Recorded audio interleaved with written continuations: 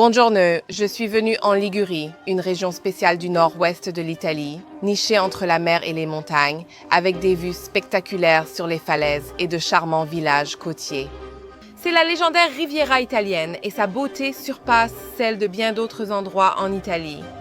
Il n'est pas étonnant que la Ligurie ait si souvent été une source d'inspiration pour les auteurs-compositeurs, les poètes et les cinéastes. C'est une bande de terre étroite et accidentée, mais ce qui lui manque en espace, elle le compense largement par son caractère. Les 5 terres sont une série de 5 villages pittoresques qui s'entrelacent sur les pentes escarpées et rocheuses juste au-dessus de la mer Bleue. Il est courant d'évoquer l'histoire maritime de la région, étant donné la position côtière de la ville. Mais ce que les gens ignorent, c'est que la région possède une longue histoire de viticulture, avec certains des vignobles les plus escarpés et les plus célèbres du pays. Aujourd'hui, une petite poignée de producteurs perpétue cette tradition viticole exigeante dans l'un des endroits les plus esthétiques, mais aussi les plus rudes de toute l'Italie. Après une longue carrière universitaire, Bartolomeo Lercari a décidé de faire revivre et de replanter les vignobles familiaux, qui se trouvent en hauteur au-dessus de la ville de Vernazza. Ma femme et moi, nous avons quitté notre travail à Pise.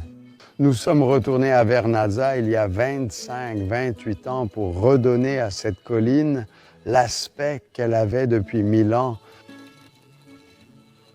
Il n'y avait donc pas de vignoble à votre arrivée? Cet endroit n'était qu'une forêt de pins. Wow, nous avons replanté toutes les vignes. Notre objectif était de faire cela. Ceci était notre cadeau à Vernazza parce que nous avons estimé que c'était une responsabilité envers l'humanité. Pour le préserver pour l'avenir, afin que les gens puissent le voir, c'est notre histoire, c'est notre tradition, nous devons la préserver. La méthode de culture de la vigne pratiquée dans cette région est souvent appelée viticulture héroïque. Situés sur des terrasses ou gradins, ces vignobles nécessitent majoritairement un travail manuel. Un lourd fardeau sur le travail et le temps. Ce n'est pas une mauvaise vie. Ce n'est pas mal, j'aime ça. En effet, il y a des gens, et parfois des gens de 1000 ans, des endroits horribles. Ils me demandent « Oh, tu vis ici à Wintertown ?» Oui. « Comment tu fais ?» J'en profite, j'ai le soleil, une belle vue, je vois des dauphins, je vois la nature, de belles couleurs. Comment peux-tu survivre dans une grande ville? Devant toi, tu n'as pas de grand immeuble. Oui, c'est très doux, il ne gèle jamais. C'est parfait. C'est parfait. Pourquoi pas? Bartolomeo a aménagé une terrasse sur son domaine viticole pour accueillir les passants curieux et leur faire goûter ses vins. Admirez la vue sur les vignobles et découvrez le travail essentiel à la préservation de cette tradition locale. À l'avenir, santé, santé, heureux de le voir.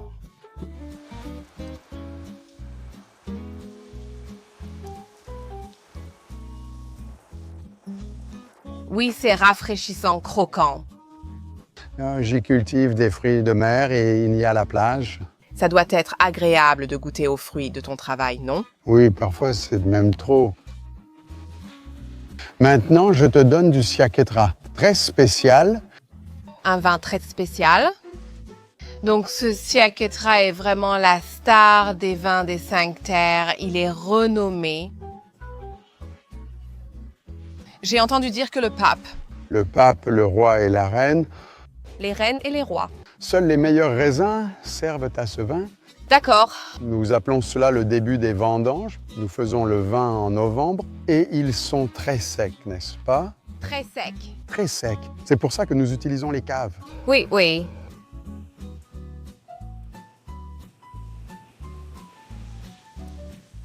Oh, c'est délicieux. C'est une douceur équilibrée. Il reste encore une pointe d'acidité, mais l'équilibre est vraiment agréable. Alors ici, je suppose qu'il s'agit simplement de porter un toast à la préservation continue d'une si belle tradition. Chin chin. À l'avenir, À l'avenir. pour l'avenir.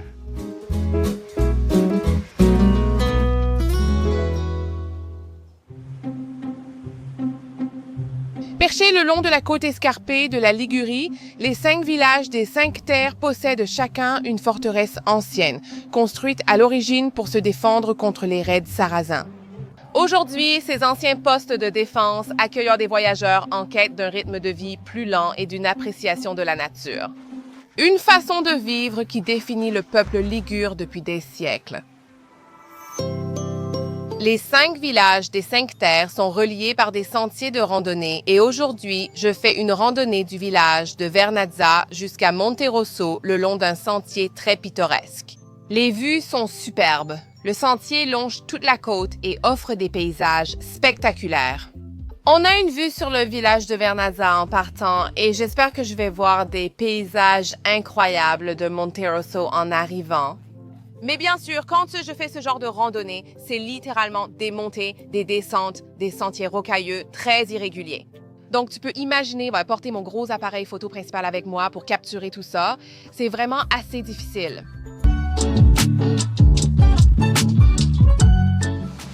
Donc, j'ai enfin réussi à arriver à Monterosso al Mare. C'est le plus grand des 5 villages connus sous le nom de 5 terres. Je suis tellement excitée d'être ici. J'ai toujours voulu visiter les plages emblématiques derrière moi que j'ai tellement hâte de découvrir. Je vais faire une vidéo exclusive ici pour mes membres YouTube. Je vais vlogger avec l'Insta360 Go Ultra. Et c'est génial parce qu'elle a une très longue autonomie. Donc, si vous n'êtes pas membre, inscrivez-vous. Le lien est en description ci-dessous, donnant accès à des destinations exclusives, des bonus et du contenu supplémentaire.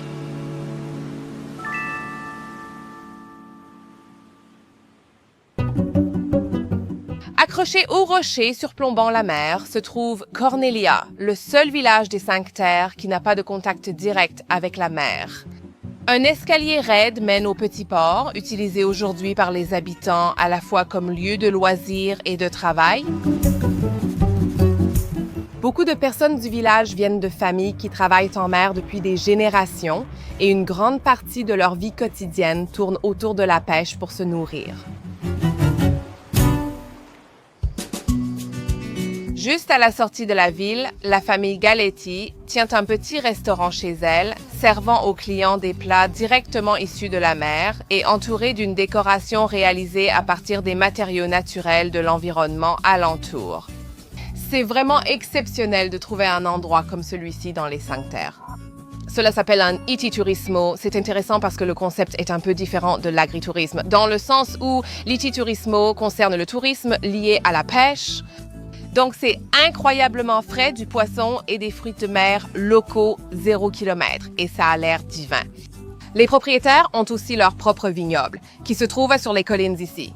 Aujourd'hui, ils servent donc cette belle pâte qui est une pâte caseressi locale très typique de cette région.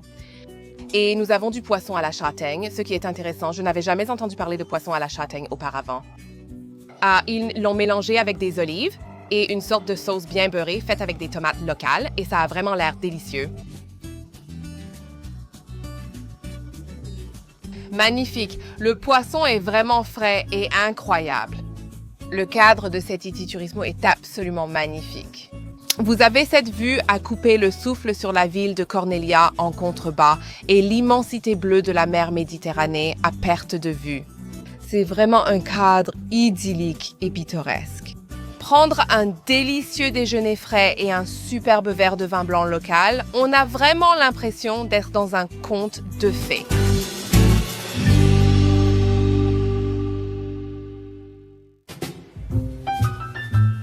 Lorsque les aristocrates anglais ont découvert Portofino au milieu du 19e siècle, le destin de ce village de pêcheurs inconnus a été à jamais bouleversé.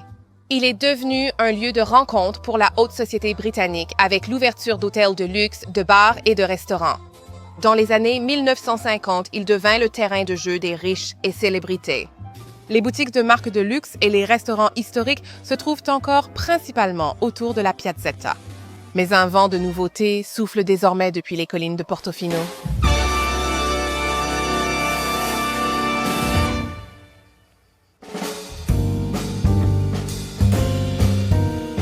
Alors, bienvenue à la Casa Montefino. C'est la maison sur le Monte di Portofino. Ce domaine est là où toute l'histoire a commencé. Chris Egger et ses amis d'enfance Ruggiero et Alessandro, tous deux originaires de Portofino, se sont réunis pour fonder Portofino Dry Gin il y a 4 ans. Vous avez donc une vue magnifique Nous avons une vue magnifique. sur le port. Ouais, Mais c'est vraiment ici que le gin, ou du moins l'idée est née, ou du moins a été aidée, non? Parce que c'est le jardin botanique. donc oui, on a commencé il y a environ 20 ans quand j'ai rencontré mon partenaire Ruggiero, qui est le propriétaire de cette maison. Il a grandi ici. Nous nous sommes rencontrés à Genève, où j'ai grandi. Nous venions toujours ici pendant l'été, on jouait au football sur la colline là-bas. Alors, quand on a commencé à parler de ce qu'on pourrait faire pour avoir une excuse de passer plus de temps ici, à Portofino, on a regardé autour de nous et on s'est dit, d'accord, eh bien, on adorait le gin à l'époque. On buvait un gin tonic et on s'est dit, d'accord, qu'est-ce qu'on peut faire? On a pensé aux plantes aromatiques disponibles ici. J'ai l'impression qu'il y a une atmosphère particulière, un parfum qui vient d'ici et qu'on peut vraiment ressentir. Donc, on peut s'en inspirer et essayer de le reproduire pour créer ce qu'on appelle le goût de Portofino. Les collines surplombant Portofino, protégées de la mer, offrent un microclimat humide idéal pour les plantes aromatiques. Tu vois, donc ce sont des baies de genièvre. Ah, d'accord. On utilise de nombreuses baies de genièvre locales pour faire le gin. L'odeur rappelle le gin. Ça sent vraiment le gin. Tu sens le Le maïs, oui, c'est délicieux. goût du genévrier qui est l'ingrédient principal de notre gin. Intéressant. Voici une jolie plante de sauge. Je peux déjà la sentir d'ici. On peut vraiment la sentir. Celle-ci est très, très parfumée. Oh là là, ça sent incroyablement bon. Et dans notre gin, ça donne ce genre de... une saveur terreuse, très riche, qui reste au bout de la langue et ça donne une belle longueur en bouche à un gin. Cette partie est totalement exposée à la mer. Vous voyez de nombreuses plantes aromatiques cultivées ici. Voici le romarin utilisé dans la recette, provenant en grande partie de cette plante très bien exposée. On voit qu'il s'épanouit ici. C'est comme un parfum, ça vient directement des huiles essentielles. Oui, C'est magnifique. Oui. c'est un petit citron dont on extrait toutes ces belles essences. Nous l'utiliserons aussi pour le cocktail. Pour Chris et ses amis, la chose la plus importante est de garder l'essence de Portofino au cœur de ce projet. Paolo est Salut Paolo! notre ambassadeur de marque mondiale. Il a grandi ici. Donc tu essaies de faire des cocktails. Oui, des ingrédients locaux et des producteurs locaux, et donc c'est fait avec le gin Portofino, évidemment. Donc c'est bien d'essayer de garder tout aussi local que possible. Vous savez, on prend toujours ce qui est frais et dans ce cas-là, on a pris le basilic. Exactement. En venant ici, on a pris le citron, on l'a pressé, donc tout est frais et c'est comme ça qu'on fait un vrai kilomètre zéro. Tink, Gracias, goûtons. Santé, santé, santé. Santé.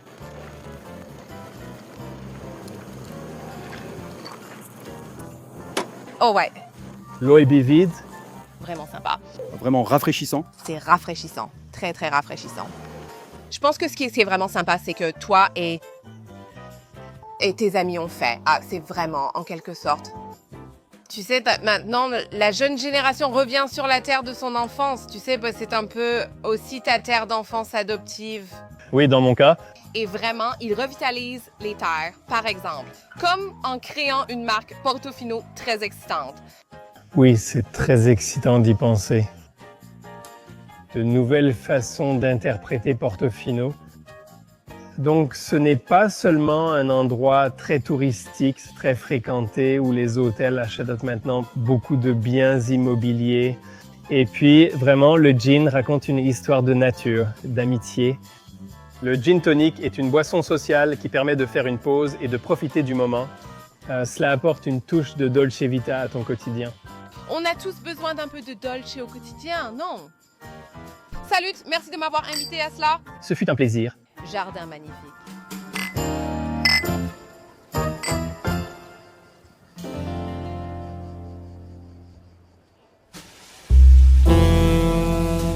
La véritable beauté de Portofino se révèle lorsque le soleil commence à se coucher et que les excursionnistes sont partis. Le rythme plus lent permet de pleinement apprécier la position privilégiée de ce village de contes de fées au bord de la mer. Wow, Portofino d'ici est magnifique. Je comprends pourquoi c'est une ville aussi emblématique en Italie, car on dirait vraiment un décor de film. Surtout la vue sur les yachts dans le port. C'est vraiment l'image classique de carte postale, je dirais, de Portofino, et c'est exactement comme ça dans la réalité. C'est vraiment agréable de trouver ce petit coin un peu plus loin de la piazzetta principale, juste à l'écart de la foule. Parce qu'ici, on peut vraiment s'imprégner de l'ambiance et profiter du paysage. Et il n'y a pas de meilleure façon de profiter d'une soirée à Portofino qu'avec un verre de vin local de Portofino, qui est en fait produit ici, et de la charcuterie locale. Tout vient de la région de Ligurie. Délicieux, les Italiens excellent dans le fromage et le salami. C'est un peu un cliché de la Dolce Vita, mais assise ici en ce moment avec cette vue sur Portofino et le Castello Brown devant moi, j'ai vraiment l'impression que c'est l'incarnation de la Dolce Vita.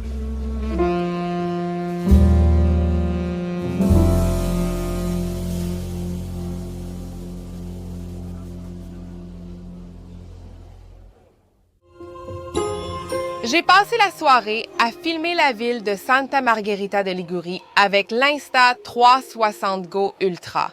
Je fais un vlog sur cette ville pour mes membres YouTube et je pense sincèrement qu'elle mérite une visite.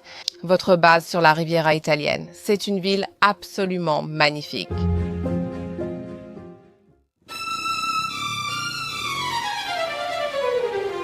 On ne peut pas vivre la Dolce Vita sans un peu de temps à la plage, à l'italienne, bien sûr. Et ici, sur la Riviera italienne, des criques pittoresques sont nichées tout le long de cette côte d'Azur éblouissante. Aujourd'hui, je vais dans une crique qui reflète ce charme italien sophistiqué et décontracté. S'il y a bien une chose que les Italiens savent faire à la perfection, ce sont les clubs de plage, bien sûr. Et celui-ci, c'est la plage de Paragi. Elle est juste à côté de Portofino. C'est donc un endroit magnifique pour venir passer la journée. Vous avez plusieurs clubs de plage très chics parmi lesquels choisir. Je suis dans l'un d'eux en ce moment et vous profitez d'une vue magnifique, d'un très beau verre de vin blanc frais et d'une cuisine délicieuse. Vous penserez sûrement que cet endroit est lié aux célébrités, car beaucoup viennent ici. Et j'ai vraiment l'impression que c'est la véritable Dolce Vita, je suppose. Si vous vous demandez ce qu'est la Dolce Vita, je dirais que c'est exactement ça. Une plage méditerranéenne absolument magnifique. Je pourrais vraiment m'habituer à cette vie.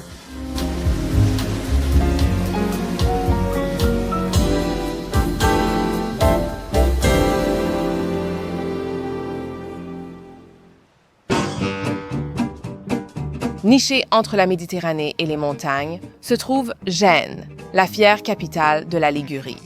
C'est une ville élégante qui contraste fortement avec le paysage sauvage et indompté de l'intérieur des terres. Pendant près de 7 siècles, cette ville fut une république distinguée et son port était autrefois le centre d'un grand empire commercial méditerranéen. Les quais ont fait la richesse de Gênes. Mais ce port devait nourrir des marins affamés qui revenaient parfois à terre après de nombreux mois, voire des années.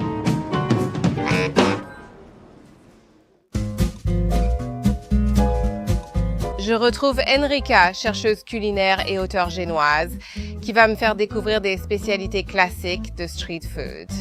Nous débutons dans les Karughi. Jadis tenues par des familles marchandes génoises, ces ruelles étroites du centre historique de Gênes n'ont quasiment pas changé depuis 1000 ans.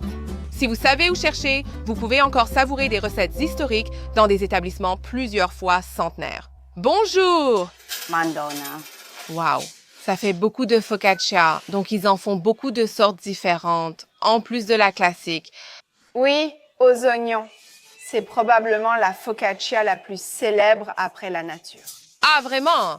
D'accord. Mais le matin, pour le petit déjeuner, la classique, c'est la meilleure? Oui, la classique, c'est la meilleure et c'est la version historique. La version traditionnelle de la focaccia est badigeonnée d'huile d'olive et d'une saumure de sel et d'eau, ce qui lui donne sa texture spongieuse et moelleuse à la fin de la cuisson. C'est le vrai secret de la focaccia génoise. mettre de la saumure sur la surface avant de la cuire. Et ensuite, il fait les petits trous avec les doigts en appuyant très fort. Le pain était surtout un repas de pauvres, cuit pour nourrir les marins affamés et les paysans qui vivaient dans les ruelles étroites du Karugi.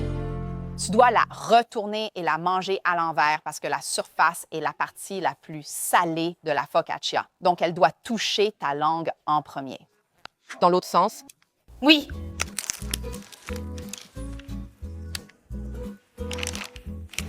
Très salé. Salé, croustillant. L'extérieur est moelleux. L'intérieur est un peu élastique, mais pas trop parce qu'après, ça fond. C'est vraiment, vraiment bon. C'était le petit déjeuner des ouvriers du port et ça l'est toujours. Et d'habitude, les ouvriers du port prennent une focaccia avec un verre de vin blanc, juste pour se mettre en forme le matin. C'est ce qu'ils faisaient avant. Oui. L'ingéniosité des Liguriens pour créer quelque chose à partir de presque rien ne s'est pas arrêtée à la cuisine. Et c'est très intéressant parce que beaucoup de façades, on pourrait croire que ce sont de vraies briques. En fait, regardez, c'est peint.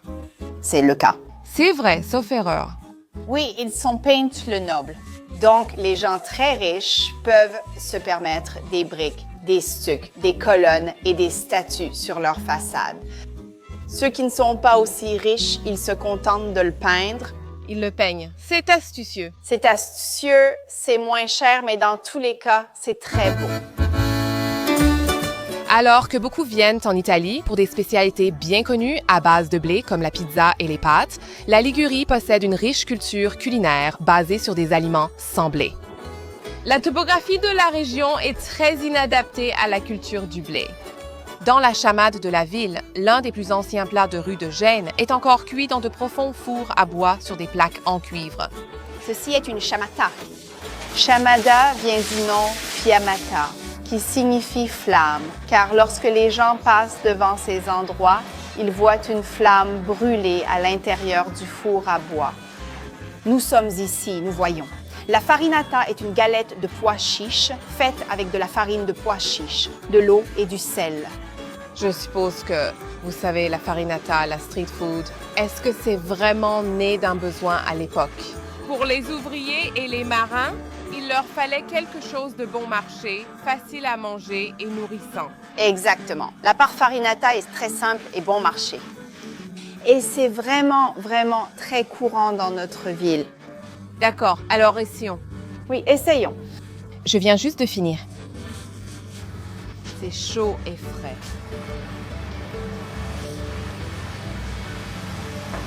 C'est délicieux, croustillant à l'extérieur, bien moelleux à l'intérieur, crémeux.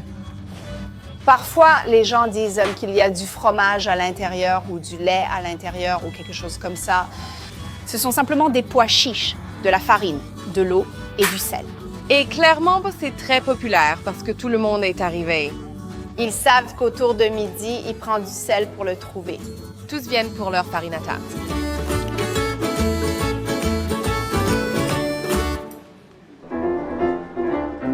Laissez derrière vous les rues ouvrières de Gênes et vous entrez dans un monde de luxe discret. Via Garibaldi est le quartier Luxor de Gênes. C'est ici que les nobles ont décidé de construire leurs bâtiments. On le voit ici car c'est si grandiose, ces bâtiments. Ces palais ont été construits comme des villas de campagne. Ils ont des balcons et ils ont des fresques, des stucs, des miroirs. Tellement de luxe. Beaucoup de luxe. Mais pourquoi? Parce que les familles génoises étaient les familles les plus riches d'Europe.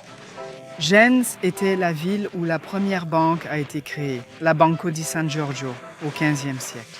Elles étaient banquières?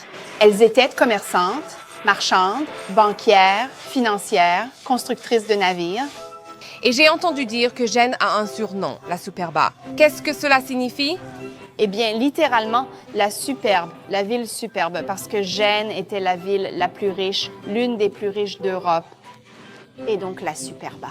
Parce qu'elle est importante et riche et qu'elle pense être supérieure aux autres, c'est pour cela qu'on l'appelle la superba. Non loin de Gênes, un autre type de trésor pousse en abondance, le basilic. Cette herbe modeste, moins éclatante, offre pourtant à la Ligurie son célèbre cadeau, le pesto.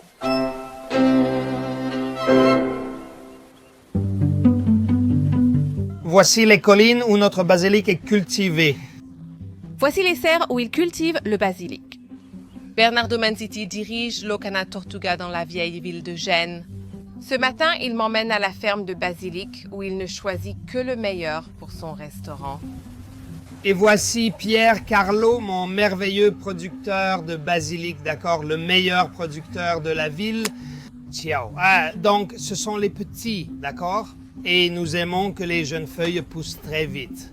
C'est la taille parfaite pour la douceur du pesto onctueux que nous aimons dans nos restaurants. D'accord, c'est pour cela que nous achetons uniquement chez Pierre. Pierry a construit ses serres tout en haut de la ville. Parce que le microclimat est parfait pour la culture du basilic, la récolte est baignée par l'air salé de la mer Méditerranée en contrebas. Pourquoi la culture hydroponique coûte-t-elle cher? C'est de l'hydroponie de l'hydroponie. Donc ça pousse dans l'eau avec tous les nutriments à l'intérieur de l'eau. Ben bello merveilleux, très sucré. C'est bon ou pas? Ça sent bon. Le doux arôme du basilic a le don d'éveiller l'appétit. Heureusement, à Bogliasco, l'ami de Bernardo, Marcella, loue souvent sa charmante maison familiale pour des occasions spéciales. C'est incroyable. Oui, c'est vrai. Dans un décor digne d'une carte postale italienne, Bernardo me donne une leçon sur l'art intemporel du pesto génois. Il y a du basilic, bien sûr, du parmigiano, de l'huile d'olive extra vierge, des gousses d'ail, du sel, du poivre et des pignons de pain, le tout écrasé ensemble avec ceci. D'accord, Malini. Ceci est aussi le plus important. Le mortaio white marm, prends-le et essaie. C'est tout. Ah, c'est lourd. Oui, ça l'est ou pas? Parce que tout ça, c'est du marbre. Bien sûr, du marbre pur à 100%. Alors, Lisa Malini. Maintenant, on commence avec le sel, gemme et l'ail. J'adore l'ail. Plus il y en a, mieux c'est. Les Italiens aussi l'adorent. Oui, pas trop non plus. D'accord? Parce que tu sais, les Italiens aiment aussi embrasser les gens après un déjeuner tranquille. Donc, pas trop d'ail. D'accord, nous avons du sel gemme dans le mortier et nous commençons à donner une touche italienne. On dit pestiamo. Eh bien, le mot pesto, d'accord, le nom de la sauce pesto vient en fait du verbe pestar, d'accord? Oh, je vois. C'est ça l'idée. On met une bonne pincée de pignons de pain. Vous savez, les Génois sont très fiers du pesto, d'accord, car pour nous, le pesto, c'est sérieux. Nous l'avons inventé et en sommes très fiers. D'accord, maintenant, nous allons ajouter les feuilles de basilic. Voilà, nous avons les feuilles. Donc, tout est fait à la main. Absolument, ma chérie. Oui. Chaque moment est façonné par nos mains. Veux-tu continuer? Moi? Ah oui, vas-y, essaye. Oh! Oh mon Dieu. D'accord, je le tiens d'une main. Je le tiens d'une main. Ouais, c'est déjà lourd. Oui, et essaie d'y aller. Est-ce que ça va? Absolument merveilleux. Oui, pas si mal. Vous savez, ici en Italie, la cuisine est toujours une question de créativité, d'amour et de passion. Donc, on aime vraiment ajouter notre touche personnelle à tout ce qu'on fait dans notre vie, surtout la cuisine. Absolument. Oui, la nourriture est un art en Italie. Donc, en gros, on veut laver le pesto, d'accord? Avec de l'huile d'olive et même le mortier, d'accord? Voici de l'huile d'olive ligurienne. Absolument, Dalasio, faite uniquement avec des olives tajasques qui sont la variété d'olives liguriennes. D'accord. La couleur est magnifique. Magnifique, d'accord, tu vois, tu sens l'ail. Je t'ai dit que ce n'était pas trop. Non, c'est rempli d'olives et d'ail et aussi du goût des noix. Tu peux le sentir. J'aime particulièrement l'odeur de l'ail. En fait, ça me fait déjà saliver. Très, très puissant et agréable. Et maintenant, nous devons rajouter les derniers ingrédients. C'est le meilleur Parmigiano Reggiano affiné 24 mois. Affiné dans des caves? D'accord. Comme je vous l'ai dit, non, soyez toujours généreux. D'accord? Soyez toujours généreux. Maintenant, il faut essayer. Non, tu veux bien? Oui, j'ai hâte d'essayer. Goûtons. Comment c'est? Suis-je doué pour préparer le pesto? Oh là là, c'est spectaculaire. D'accord, maintenant allons préparer les pâtes. Non, Oui, j'ai trop hâte. absolument, moi aussi. Pâte du jour. Pesto avec trophy. Une pâte typique de Gênes. Seulement 3 ou 4 minutes, pas plus. En Italie, on adore les pâtes al dente. C'est très important. Au Royaume-Uni, nous cuisons souvent trop les pâtes. Ce n'est pas moi, c'est vous, d'accord. J'ai vécu au Royaume-Uni, donc je sais. La texture des pâtes ne t'a pas impressionné. Je te connais, d'accord. Va bene allora. Mettons maintenant le pesto dans le bol. D'accord? Voilà, encore un peu de pesto qui arrive. D'accord? Nous devons ajouter un peu d'eau avec l'amidon. C'est très très important pour que ce soit crémeux. D'accord? Mais l'eau doit fondre et se mélanger avec l'huile. Super. Parfait, au plat. C'est quelque chose de très très bien, n'est-ce pas? Oh là là. Voilà, prêt, allons déjeuner.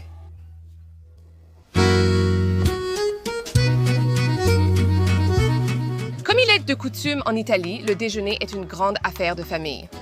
Nous rejoignent la fille et le frère de la femme de Bernardo, Marcella, ses parents et le compagnon de Marcella. Merci à tous. Grazie a Marcelo. Grazie, santé. Santé. D'accord. À quel point as-tu faim? Voilà, on eau d'huîtrée. C'est bien ou pas? Absolument délicieux. Oui, c'est vraiment. Très bon. Elle valide le pesto de son père. Oui, toujours.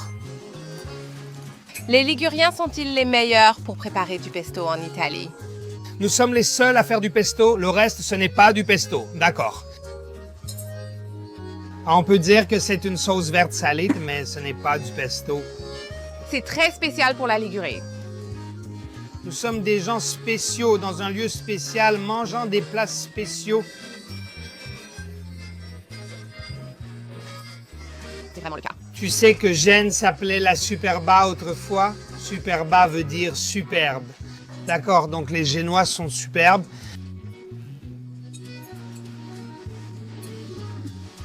Si, c'est l'histoire, absolument.